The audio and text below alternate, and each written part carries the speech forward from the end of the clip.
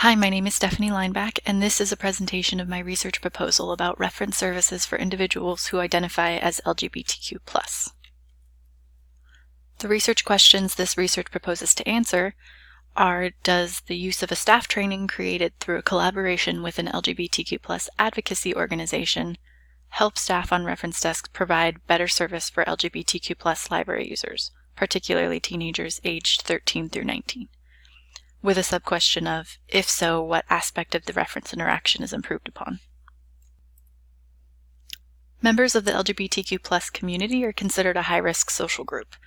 Many LGBTQ+ people experience homelessness, discrimination, bullying, violence, and exclusion, and these can contribute to depression and even lead to suicide. Many articles discuss how LGBTQ+ youth have negative experiences when they seek help at reference desks and public libraries, and in many cases it was pointed out that staff were not aware of any transgender terms or issues. Robinson states in their 2016 study that, quote, public libraries should focus on whole families, whole communities, and the illumination of boundaries between social groups, unquote. This proposal aims to continue this process by first educating staff on understanding and helping meet the information needs of this social group.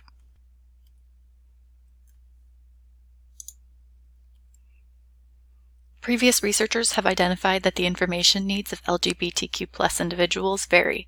Usually the coming out process for LGB individuals entails seeking information about coming out. Once these needs are met, they no longer seek information until the major life change occurs. However, transgender people have needs that shift continuously because of all the changes that take place due to gender transitions, such as hormone injections, locating surgeons, and legally changing gender. Other than the study which this proposal aims to repeat, which utilizes unobtrusive observation, most of the studies undergone previously utilized surveys and interviews. Drake and Bielefield's survey revealed that library satisfaction was reported low because materials on transgender topics were not as comprehensive as they would have liked. The survey also revealed that reference services were simply not used for fear of discrimination of staff or because of a previous negative experience. In many cases, it was pointed out that staff were not aware of any transgender terms or issues.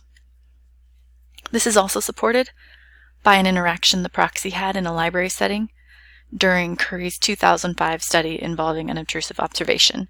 In one library, the proxy asked for information about starting a gay-straight alliance club, and the librarian misunderstood her request as information about Lions Club.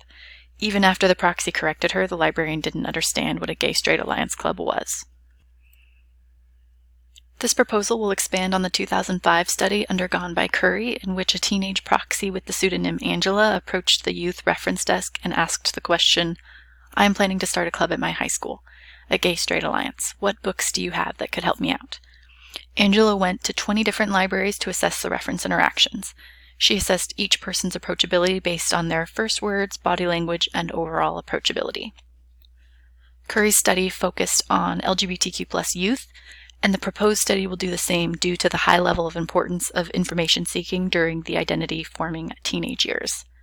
Creating a welcoming and non-judgmental environment in which teens feel comfortable to ask questions pertaining to sexuality and sexual identity could create a foundation for lifelong use of libraries as an information source. This will be an exploratory study utilizing unobtrusive observation. Designated youth proxies will approach reference desks and assess their reference interactions with staff. The strengths of unobtrusive observation include the advantage of participants being unaware of being watched, and will thus not try to change their responses to fit what they think the researchers want, or try to make themselves appear in a more positive light. The reference interactions will be rated on a scale just like in the Curry study, which used a scale with 4 possible responses to questions. Not at all, somewhat, yes, and very much. Since most research that involves unobtrusive observation is paired with another form of data collection, I also propose a survey.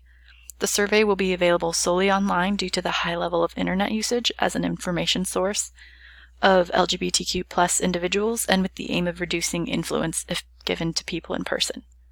The survey will be multiple choice and ask questions about experiences asking for help in public libraries. Since the study is focusing specifically on LGBTQ+ youth, the age range of the proxies will be between 13 and 19.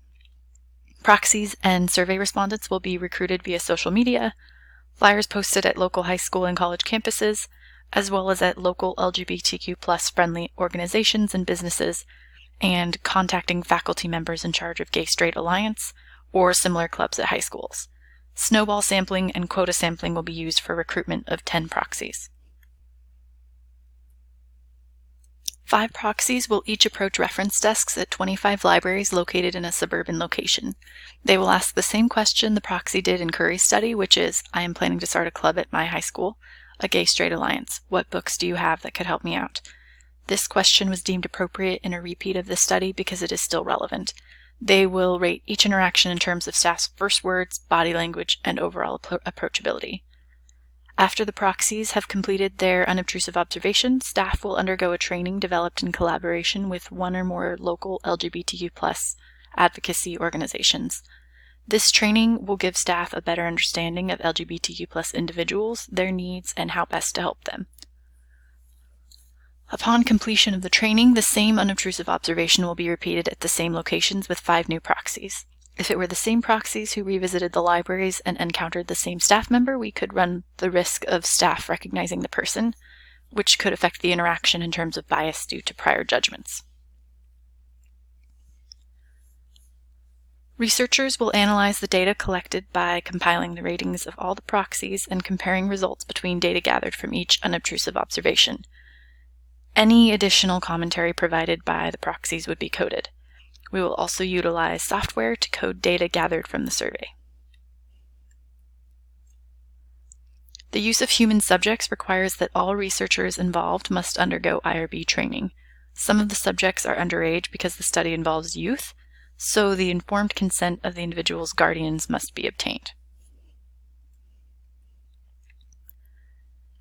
This study is limited due to the number of libraries assessed and number of proxies evaluating reference interactions. It is exploratory, undergone to ascertain whether staff trainings can help improve reference interactions for LGBTQ+ individuals.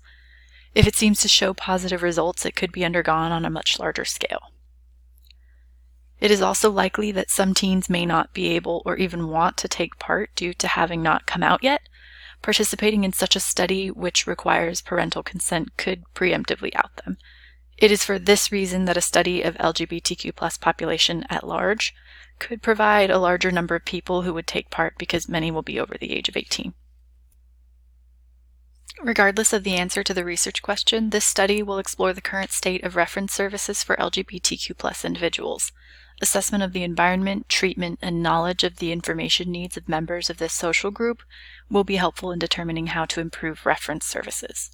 This study also provides opportunity for further discussion of meeting the needs of not only LGBTQ+ individuals, but also others who tend to be discriminated against.